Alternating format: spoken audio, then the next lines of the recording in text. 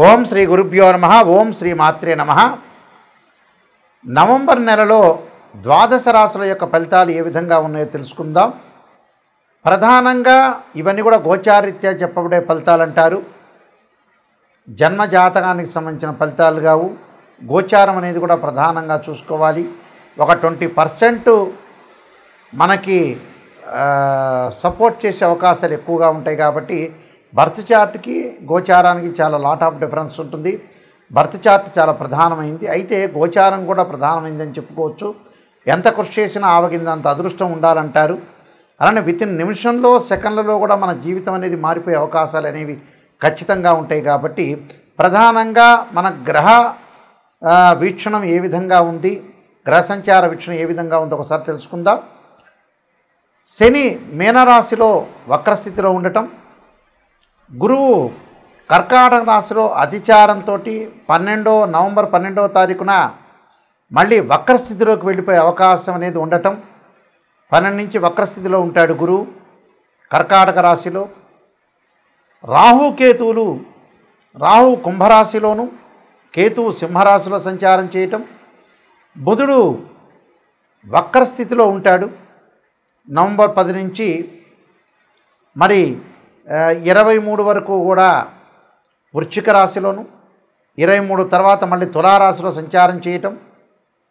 కుజుడు వృశ్చిక రాశిలో సంచారం చేయటం, శుక్రుడు తులారాశిలో సంచారం చేయటం 25 వరకు కూడా, మళ్ళీ 26 నుంచి వృశ్చిక రాశిలోకి సంచారం చేయటం. ఇలాగా రవి ప్రధానంగా తుల నుంచి వృశ్చిక రాశిలోకి రవి కూడా సంచారం చేయటం జరుగుతుంటుంది. మరి ఈ గ్రహగమన గతులన్నీ కూడా మనం చూసుకునేటట్లయితే నవంబర్ మాసంలో ఎలాంటి ఫలితాలు జరగబోతున్నాయి, గోచారీత్యా చాలా జాగ్రత్తగా ఎలాంటి ఫలితాలు జరుగుతున్నాయో చూసి దానికి ప్రత్యేకంగా పరిహారాలు చేసుకొని ముందుకు వెళ్తే మనకి మంచి జరిగే అవకాశం ఖచ్చితంగా ఉంటుంది. కర్కాటక రాశి వాళ్ళకి ప్రధానంగా ఏ విధంగా ఉండబోతుంది, రాస్యాధిపతి గురువు నవంబర్ 12 నుంచి అతిచారంతో వక్రస్థితిలో కర్కాటక రాశిలో సంచారం చేయటం వల్ల కొంత ధనపరంగా ఈ పొదుపును పాటించండి. ధనం ఇబ్బంది లేకుండా ఎంత వస్తుందో అంత ఖర్చు చేసుకోకుండా కొంత మిగిలించుకోండి. అంటే కొంత వృధా ఖర్చులు, వృధా భ్రమణాలు జరిగే అవకాశాలు ఎక్కువగా ఉంటాయి. అయితే డబ్బు పరంగా మటుకు ఇబ్బందులు ఏం కలగవు, డబ్బు వస్తుంది. ఖర్చులో కొంత పొదుపు పాటించండి. దానికి కారణం ఏంటంటే శుక్రుడు సుఖాన్ని, భోగాన్ని, సౌఖ్యాన్ని, లగ్జరీని ఇచ్చేవాడు శుక్రుడు. ఇక్కడ ఈ రాశి వాళ్ళకి ముఖ్యంగా వచ్చే లాభాధిపతితో పాటు చతుర్థాధిపతి అయిన శుక్రుడు వీళ్ళకి ప్రధానంగా ఒక మంచి స్థానంలో, చతుర్థ స్థానంలో ఉండటం వల్ల కూడా వీళ్ళకి లాభాలు కలుగుతాయి. ప్రేమించుకున్న యువకులు పెద్దలు నొప్పించి వివాహం చేసుకునే అవకాశాలు ఎక్కువ ఉంటాయి. అలానే ఫైనాన్షియల్ పరంగా డెవలప్మెంట్ అనేది ఉంటుంది. బాగా ఆర్థిక పరంగా సమస్యలు అంటే రుణాలు తీర్చుకునే అవకాశాలు ఎక్కువ ఉంటాయి. రుణ బాధలు తగ్గే అవకాశాలు ఎక్కువగా ఉంటాయి. అంటే ఆర్థిక పరంగా వృత్తి, ఉద్యోగ, వ్యాపార రంగాల్లో వాళ్ళకు అనుకూలంగా ఉంటుంది. నూతన వ్యాపారాలు కూడా వాళ్ళు ప్రారంభమైతే చేయకూడదు, కానీ ఉన్న వ్యాపారంలో కొన్ని వస్తువులు బాగా పెంచి ముందుకెళ్ళటం అనేది వెళ్తే వీళ్ళకి మంచి అధిక లాభాలు వచ్చే అవకాశాలు ఎక్కువగా ఉంటాయి.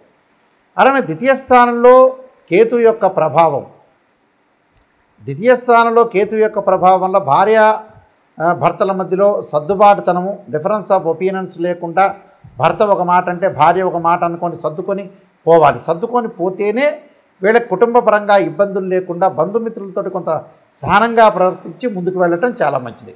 అలానే శని యొక్క ప్రభావం, శని భాగ్యస్థానంలో ఉంటాడు. అంటే శని భాగ్యస్థానంలో ఉండటం వల్ల ఆరోగ్యపరంగా దీర్ఘకాలిక వ్యాధులు రాకుండా కొద్దిగా అప్రమత్తంగా ఉండటం చాలా మంచిది. అలా రాహు యొక్క ప్రభావం వల్ల కూడా విదేశాలకు వెళ్ళలేకపోవటం, విదేశాలకు వెళ్ళాలనుకుంటే ఆలస్యం కావటం, విదేశాల్లో ఉద్యోగాలు రాకుండా కొన్ని ఇబ్బందులు గురే అవకాశాలు ఎక్కువ ఉంటాయి. అయితే డబ్బు పరంగా ఇబ్బందులు ఏమీ ఉండవు, కానీ వృత్తిపరంగా కొంత ఇబ్బందులు రాకుండా చూసుకొని ముందుకెళ్ళటం అనేది చాలా ఇంపార్టెంట్. అలానే కుజుడి యొక్క ప్రభావం వల్ల సంతానపరంగా కొన్ని ఇబ్బందులు రాకుండా, అలానే సంతానం చదువుకోవటంలో కొంత అశ్రద్ధ ఉండటం, మిగతా వ్యాపకాల విషయంలో పిల్లలు వ్యాపకాలన్నీ కూడా తగ్గించుకొని చదువు పట్ల శ్రద్ధ పెట్టి ముందుకెళ్ళటం మంచిది. రవి యొక్క ప్రభావం వల్ల ఉద్యోగపరంగా ఇబ్బందులు లేకుండా ఏదైతే లౌకిక జ్ఞానంతో అలానే ఉద్యోగం చేస్తున్న ఉద్యోగాన్ని మానుకోకూడదు. ఎక్కడో ఎక్కువ డబ్బులు వస్తున్నాయని మానుకోకుండా చాలా జాగ్రత్తగా ఉండి ఉన్నంత ఏదైతే మీరు చేస్తున్నారో ఆ ఉద్యోగాన్ని కొనసాగించడం చాలా మంచిది. నేను కొన్ని పరిహారాలు చెప్పబోతే ఆ పరిహారాలు మీరు పాటించండి, మీకు మంచి సుఫలితాలు జరిగే అవకాశం ఖచ్చితంగా ఉంటుంది. ప్రధానంగా ఈ నెలలో ఫైనాన్షియల్ పరంగా, ఆర్థిక పరంగా ఇంకా డెవలప్మెంట్ చెందాలంటే కుబేర మంత్రాన్ని చదవండి. అలానే బృహస్పతి యొక్క అనుగ్రహాన్ని పొందండి. ఓం యక్షాయ కుబేరాయ వైశ్రవణాయ ధనధాన్యాధిపతే ధనం ధాన్యం సమృద్ధిమే దేహిమే దాపైస్వ అనే మంత్రాన్ని చదవండి. అలానే దేవానాంచ ఋషీనాంచ గురుకాంచన సన్నిపం బుద్ధిమతం త్రిలోకేశం తం నమామ్యం బృహస్పతిం అనే మంత్రాన్ని చక్కగా చదువుకోండి.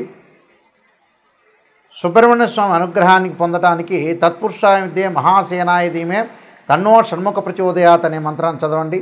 అంటే వాహన ప్రమాదాలు అని ఆరోగ్యపరంగా ఇబ్బందులు కలగకుండా ఉండటానికి అంగారకుడి యొక్క గాయత్రి మంత్రాన్ని సుబ్రహ్మణ్య స్వామి యొక్క ఆరాధన చేయటం.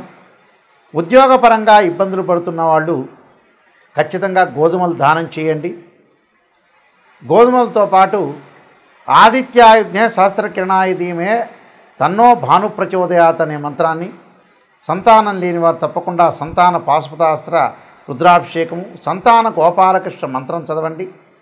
వివాహం కాని వారు తప్పకుండా ఖచ్చితంగా వివాహం కాని వధువులు ఎవరైతే ఉంటారో ఆడపిల్లలు వరపాశుపతాస్త్ర రుద్రాభిషేకం, అఘోర గౌరీ పాశుపతాస్త్ర రుద్రాభిషేకం, అబ్బాయిలైతే కన్యా పాశుపతాస్త్ర రుద్రాభిషేకం చేసుకోవటం చాలా మంచిది. ఆరోగ్యపరంగా ఇబ్బందులు ఉన్నవాళ్ళు శరీరే జర్జరీభూతే వ్యాధిగ్రస్తే కలేబరి ఔషధం జాహ్నవీతోయం వైద్యో నారాయణరి అనే మంత్రాన్ని చక్కగా చదువుకోండి. అయితే ప్రతి సమస్యకు ఒక పరిష్కారం అనేది ఉంటుంది. మీరు నా నెంబర్కి మీరు ఫోన్ చేయొచ్చు, విషయాలన్నీ కూడా తెలుసుకోవచ్చు.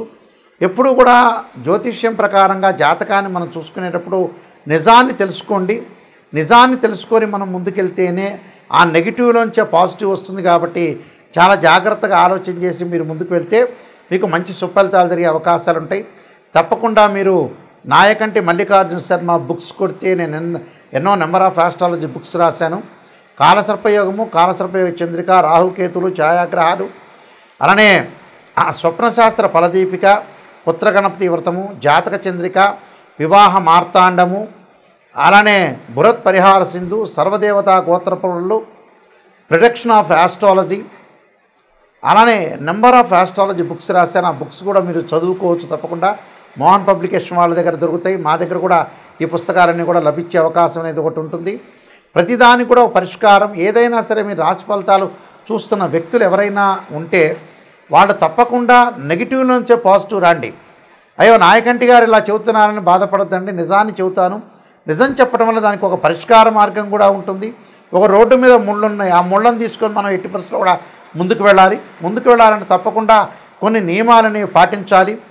తప్పకుండా మీరు ఏదైనా ఉంటే నా కాంటాక్ట్ నెంబర్కి ఫోన్ చేయొచ్చు. ఇంకొక ముఖ్యమైన విషయం, www.nayakanti.com కానీ nayakanti.in కానీ మీరు చూడండి. ఒకసారి చూస్తే మీకు ఏదైనా విషయాలు తెలుసుకోవాలనుకున్నా నా కాంటాక్ట్ నెంబర్కి మీరు ఫోన్ చేసి తెలుసుకోవచ్చు. ఎట్టి పరిస్థితుల్లో కూడా తెలుసుకొని మీరు ముందుకు వెళ్ళచ్చు. నిజాన్ని తెలుసుకోండి. ఎందుకంటే వెల్ క్వాలిఫైడ్ పర్సన్ సంప్రదించండి, నిజాన్ని తెలుసుకోండి. ఈ కాలంలో భార్యాభర్తల యొక్క సమస్యలు, హెల్త్ పరంగా ఉండే సమస్యలు వస్తాయి. చాలామంది కూడా వధూవరుల యొక్క పొంతను చూసేటప్పుడు 18 గుణాలు వచ్చినా చూసుకుంటుంటారు. వాస్తవంగా అయితే గ్రహమైత్రి, రజుదోషము, నాడీ దోషము, వేదాదోషము, శ్రీదీర్ఘకోటమి, తారాఫలం ఇవన్నీ కూడా చూసుకుంటుంటారు. కానీ ఇన్డెప్త్గా రాశిచక్రము, భావచక్రము, నవాంశం చాలా ఇంపార్టెంటు. ఇది వివాహానికి. అలానే సంతానం కలగలేదంటే రాశిచక్రము, భావచక్రము, సప్తమాంశం చూడాలి. ఉద్యోగపరంగా ఇబ్బందులు కలుగుతున్నాయంటే రాశిచక్రము, భావచక్రము, దశమాంశ చక్రాన్ని చూడాలి. ఇలా మనకి D16 చార్ట్స్ చాలా ఉన్నాయి.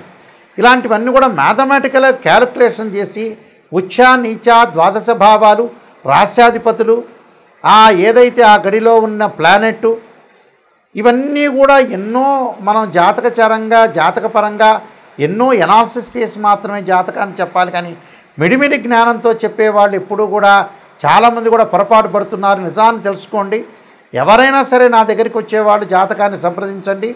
జాతకాన్ని సంప్రదించేటప్పుడు తప్పకుండా ఒక వాయిస్ రికార్డింగ్ అనేది పెట్టుకోండి. సహజంగా కుజదోషం అంటారు 2, 4, 7, 8, 12 స్థానంలో కుజదోషం అనేది ఉంటుంది. కొన్ని నక్షత్రాలకు ఎగ్జంప్షన్ ఉంటుంది, కొన్ని లగ్నాలకు ఎగ్జంప్షన్ ఉంటుంది, కొన్ని రాసులకు కూడా కుజదోషం అనేది వర్తించదు. అలానే శుక్రదోషం కానీ, కుజదోషం కానీ, రవిదోషం కానీ రకరకాల దోషాలు ఉంటాయి. కానీ బర్త్ చార్ట్ చాలా ముఖ్యం. గోచారం అనేది 20% సపోర్ట్ ఉంటే ఒక చెట్టుకి వేళ్ళు అనేది బర్త్ చార్ట్. అక్కడుండే ఆకులు ఎప్పుడూ కూడా రాలిపోతూ ఉంటాయి. అది గోచారం అంటారు. తప్పకుండా మీరు తెలుసుకోండి. మీ అందరికీ కూడా మంచి జరగాలని ఆశిస్తూ సర్వే జనా సుఖినో భవంతు.